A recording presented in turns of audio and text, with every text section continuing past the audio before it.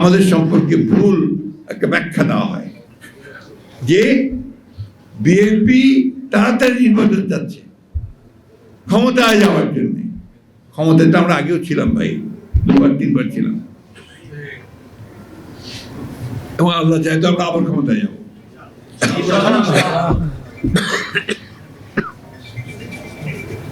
কিন্তু ক্ষমতার জন্য আমরা রাজনীতি করিনি। আমি এখন স্পষ্টভাবে আরো বলতে চাই, এই সংস্কার প্রক্রিয়া শুরু করেছেন শহীদ প্রেসিডেন্ট জিয়াউর রহমান। একদলীয় শাসন ব্যবস্থা বাকশাল করেছিল আওয়ামী লীগ, সেখান থেকে তিনি বের করে নিয়ে এসেছেন বহুদলীয় গণতন্ত্র, মাল্টি পার্টি সিস্টেম। সেখান থেকে তিনি প্রেসিডেন্ট সিস্টেম গভর্নমেন্ট নিয়ে এসেছেন। আজকে যে সাংবাদিক ভাইরা এতগুলো দেখেন চ্যানেল, এই সব পত্রিকা, অনলাইন পত্রিকা, সবাই কাজ করছেন সুন্দর করে, মন করে লিখছেন।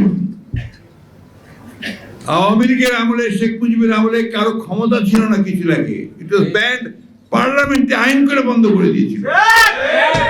মাত্র 4টা পত্রিকা চলবে, সেই পত্রিকাগুলো ছিল আপনার 4টা, ইত্তেফাক 4টা, এবং সেটাও সরকার চালাবে। আমাদের অসংখ্য সাংবাদিক ভাই সেদিন বেকার হয়ে গিয়েছিলেন। অনেকে আপনার এই বাইতুল মুকাররমে ফল বিক্রি করতো, এগুলো সত্য কথা, টুপি বিক্রি করতো। এখানে অনেকে আছেন পুরনো কেউ, তারা ওটা বলতে পারবেন। এই একটা করুণ অবস্থা চলে গেছে। One party, one man, one party.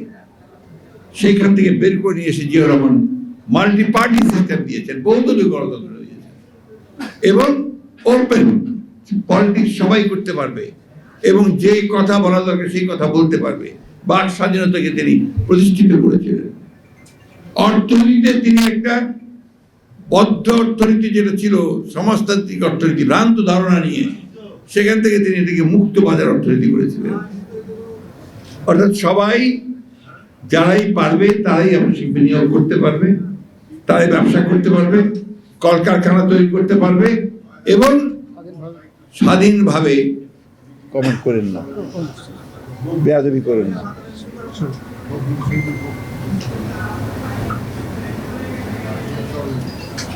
এটাই আপনার একমাত্র পরিবর্তন। তখনই আপনার এই সংস্কার শুরু হয়েছিল। তার আগে সংবিধানকে তো কেটে ছুঁড়ে শেষ করে দিয়েছিল। এই সংবিধানের 5ম সংশোধনী, এই 5ম সংশোধনী নিয়ে এসে জিয়াউর রহমান সাহেব এই সংস্কার করেছিলেন। এই জিনিসগুলো আপনাদের সকল জানা উচিত, বলা উচিত, যারা রাজনীতি করেছেন। সংস্কার কোনো নতুন কনসেপ্ট নয়। কি হলো আপনাদের ভাই? আমি বুঝতে পারছি না আপনার কি, কেন কথা বলেন এইভাবে? কি কোনো সমস্যা হয়েছে? আপনার ভাই মাথাটা উঁচু করে আমাকে ঝামেলায় ফেলেন কেন? প্লিজ আচ্ছা শোনেন, আপনার দয়া করে একটু, আমি বয়স্ক মানুষ তো, আমার খুব ডিস্টারবেন্স হয় আপনার, এটা একটু মনে রেখে দেবেন প্লিজ। যাই হোক, এই যে আপনার নতুন ধারণা নয় এটা, সেই সংস্কার চলছে। আমরা বলছি সংস্কার চলুক। আপনি সংস্কার করেন, কি কি সংস্কার করেন? 6টা কমিশন করেছেন, সেই কমিশন কাজ করছে, খুব ভালো কথা। এই কমিশন কাজ করছে, কাদের সঙ্গে কাজ করছে? তারা কয়েকজন পণ্ডিত ব্যক্তিকে নিয়ে এসেছেন, আমরা তাদেরকে খুব ভালোভাবে চিনি, শ্রদ্ধা করি, সম্মান করি। কিন্তু একই সঙ্গে জনগণের কাছে যান, তারা কি চায় তাদের কাছে জানুন।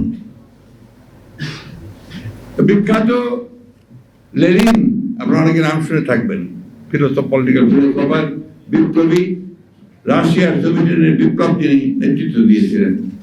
তিনি বলেছিলেন, when there is a crisis, go to the people, learn from them and come back implementing them. আর যখন কোনো সংকট সৃষ্টি হবে, জনগণের কাছে যাও, জনগণ কি চায় না চায় সেটা বুঝেও তার কথা বলো, বোঝার চেষ্টা করো, তারপর ফিরে এসে সেটাকে তুমি কাজ করার চেষ্টা করো।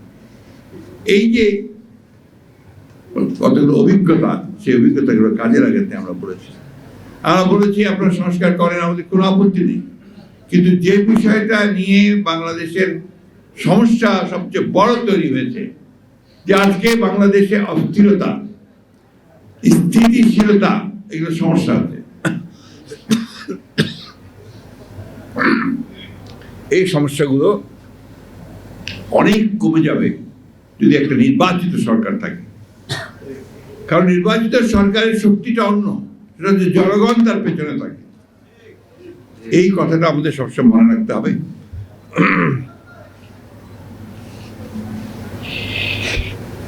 আমরা সে কারণেও সবসময় কথাটি বলছি যে আমরা সংস্কার চাই, আমরা সংস্কার সবচেয়ে বেশি চাই। একই সঙ্গে আমরা এটাও চাই যে দীর্ঘকাল অনির্বাচিত সরকারের হাতে ক্ষমতা থাকা উচিত নয়। আজকে দেখুন দেশের সংকট বাড়ছে তো বাড়ছে, সবচেয়ে বড় সংকট হয়েছে সাধারণ মানুষের। চালের দাম এমন ভাবে বেড়েছে যে সাধারণ মানুষের পক্ষে এখন চাল কেনাও অসম্ভব হয়ে যাচ্ছে। চাল, ডাল, তেল, লবণ, ডিম, মাছ, মুরগি প্রত্যেকটার দাম বেড়ে গেছে। সাধারণ মানুষের জীবন এখন অতিষ্ঠ হয়ে গেছে। এটার দিকে কিন্তু তাদের কোনো খেয়াল নেই, কোনো কমানোর দিকেও তারা কাজ করছে না। কিছু বলে যায় এত তাড়াতাড়ি তো সব সম্ভব না। আরে আমরা যেটা সঙ্গে আমরা তো উদ্যোগটা দেখতে চাই, কি কি ব্যবস্থা নিচ্ছে সেটা দেখতে চাই। আমরা তো দেখলাম না যে ওনাদের বড় বড় যারা উপদেষ্টা আছেন বা দায়িত্বপ্রাপ্ত যারা আছেন তারা গিয়ে বাজারের মধ্যে, মাঠের মধ্যে গিয়ে তারা জিজ্ঞাসা করছেন, মানুষকে বোঝার চেষ্টা করছেন যে সমস্যাটা কোথায়। তা না করে অনেকেই তারা আবার এই রাজনীতির মধ্যে জড়িয়ে পড়েছেন, বিভিন্নভাবে রাজনৈতিক উক্তি করেন, কমেন্ট করেন, এমনকি রাজনৈতিক দলগুলোর প্রতি পর্যন্ত তারা কটাক্ষ করেন। এটা সঠিক নয়, এটা হওয়া উচিত নয়। আপনাদের সবসময় মনে রাখতে হবে যে আপনারা হচ্ছেন অন্তর্বর্তীকালীন সরকার। আপনাদের মূল দায়িত্ব হচ্ছে সংস্কার করতে চান, সংস্কার করবেন, সেই সঙ্গে একটা নির্বাচন করবেন যে নির্বাচনটা সকলের কাছে গ্রহণযোগ্য হবে। এটাই হচ্ছে এক প্রধান কাজ করে নির্বাচিত সরকারের হাতে ক্ষমতা হস্তান্তর করতে হবে। রাজনৈতিক দলগুলো আপনার প্রতিপক্ষ নয়, রাজনৈতিক দলগুলো আপনাদের সহযোগিতা করছে, সহযোগিতা করেই চলেছে। আপনারা এই রাজনৈতিক দলগুলোর সঙ্গে কোনো কথাবার্তা বলছেন না, সহযোগিতা ওইভাবে করছেন না। আমি কথাটা এই জন্য বললাম যে এটাই হচ্ছে কিন্তু সবচেয়ে ভালো পথ, যেখানে আপনার জনগণের সঙ্গে এই সরকারের একটা আরো ঘনিষ্ঠতা সৃষ্টি হবে। আমি কথা বাড়াবো না, শুধু এইটুকু বলতে চাই যে আজকে এই সবার মধ্য দিয়ে জনগণের কাছে আমি এই আহ্বান জানাতে চাই যে আমরা যেন অস্থির না হই, আমরা যেন হতাশ না হই। আমরা আশা করি, এখনো আমাদের আশা সেইভাবে আছেই এই সরকারের প্রতি, অন্তর্বর্তী ডক্টর ইউনূসের সরকারের প্রতি, যে তারা অতি শীঘ্র যতটা সম্ভব তাড়াতাড়ি করে তারা প্রয়োজনীয় যে সংস্কারগুলো করা প্রয়োজন, নির্বাচন কমিশন, আইন শৃঙ্খলা বাহিনী, জুডিশিয়ারি, অর্থনীতির ব্যাপারগুলো তারা দেখে তারা দ্রুত একটা গ্রহণযোগ্য নির্বাচনের ব্যবস্থা করবে। এখন দেখলাম যে আজকে পত্রিকায় দেখলাম যে আপনার আমাদের প্রফেসর ইউনূস নতুন একটি প্রস্তাব দিয়েছেন। সে প্রস্তাব দিয়েছে 17 বছর হবে আপনার ভোটার তারিখ হওয়ার জন্য আপনার ন্যূনতম বয়স। এখন তাহলে কি করতে হবে? আবার নতুন করে আপনার ভোটার তালিকা তৈরি করতে হবে। এই জিনিসটা তো কনসেনসাস না। আপনি you are the chief executive, আপনি প্রথমেই বলে দিচ্ছেন যে 17 বছর হলে ভালো। আপনি যখন বলছেন then it becomes a binding on the election commission, যেটা আপনি ইলেকশনের জন্য যারা ঠিক করবে, এটা ইলেকশন কমিশনকে ছেড়ে দিন, লেট দেম ডিসাইড। 18 বছর তো আছে, সকলের কাছে গ্রহণযোগ্য আছে। যদি 1 বছর কমাতে চান তাহলে সেটা ইলেকশন কমিশন প্রস্তাব করুন, যারা নতুন হয়েছে। রাজনৈতিক দলগুলোর সঙ্গে কথা বলেন। উনি যখন প্রথমেই বলে দেন দ্যাট বিকামস বাইন্ডিং, ওটা কিন্তু একটা চাপ পড়ে যায় কমিশনের উপরে। আমি মনে করি যে এই বিষয়টাকে এইভাবে না বলে তাদের উচিত ছিল, আমি এখনো মনে করি এটা স্টেক হোল্ডারদের সঙ্গে কথা বলে তারপরে যদি তিনি এই বিষয়টা আনতে চান সেভাবে আনলে ভালো হতো, তাহলে কোনো বিতর্কের সৃষ্টি হতো না। এখন তো আপনার আরো বেশি করে মানুষের আশঙ্কা তৈরি হবে, এটা করতে গিয়ে তাহলে আরো সময় যাবে, আরো সময় ক্ষেপণ হবে, আরো বিলম্ব হবে। কেন জানি না মানুষের একটা ধারণা তৈরি হচ্ছে আমার না কিন্তু ধারণা দিচ্ছে যে এই সরকার ইচ্ছাকৃতভাবে নির্বাচন প্রক্রিয়াকে বিলম্বিত করছে। এটা সঠিক নয়, but at the same time এটা মানুষের মধ্যে এই আশঙ্কার সৃষ্টি হচ্ছে। এর আগে আমার আজকে কয়েকদিন বলছে আরো 2-3টি দল গঠিত হবে। নির্বাচন প্রক্রিয়াতে যদি আরো 2-3টি দল গঠিত হয় আমাদের তো কোনো আপত্তি নেই, 100টা হোক 200টা হোক কোনো তাতেও আপত্তি নেই।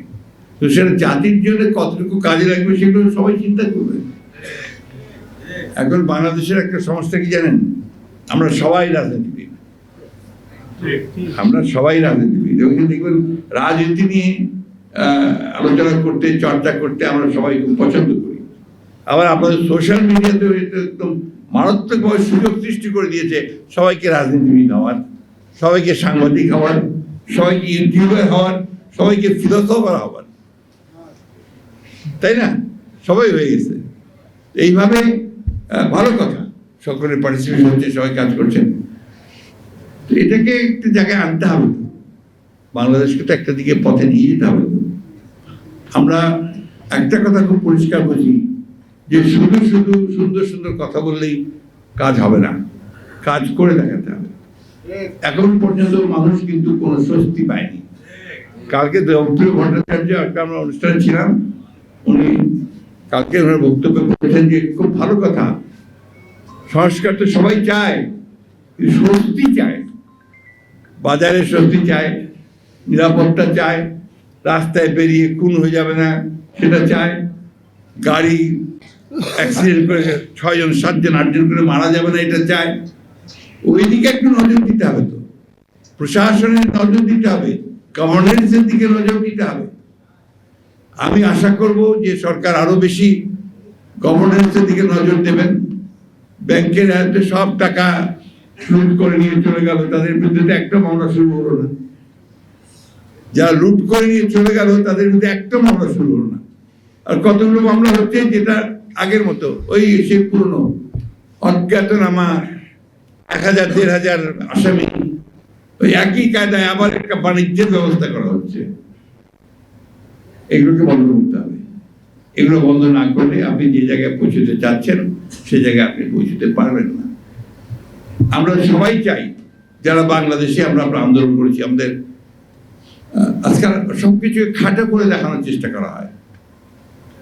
বিএনপি এবং অঙ্গ সংগঠনগুলো, অন্যান্য দলগুলো, আমরা এখানে 2012 সাল থেকে মাঠে সক্রিয়ভাবে আন্দোলন করছি। আমাদের নেত্রী, আমাদের চেয়ারপারসন দেশের খালেদাকে মিথ্যা মামলা দিয়ে গ্রেফতার করা হয়েছে। 6 বছর তাকে সাজা কাটতে, 10 বছর সাজা দিয়ে 6 বছর তিনি সাজা কেটেছেন। আমাদের ভারপ্রাপ্ত চেয়ারম্যান তারেক রহমানকে অন্যায়ভাবে, নির্মমভাবে শারীরিক অত্যাচার, নির্যাতন করে তাকে বিভিন্ন মামলায় আসামি করে দিয়ে তাকে দেশ ত্যাগ করতে বাধ্য করা হয়েছে।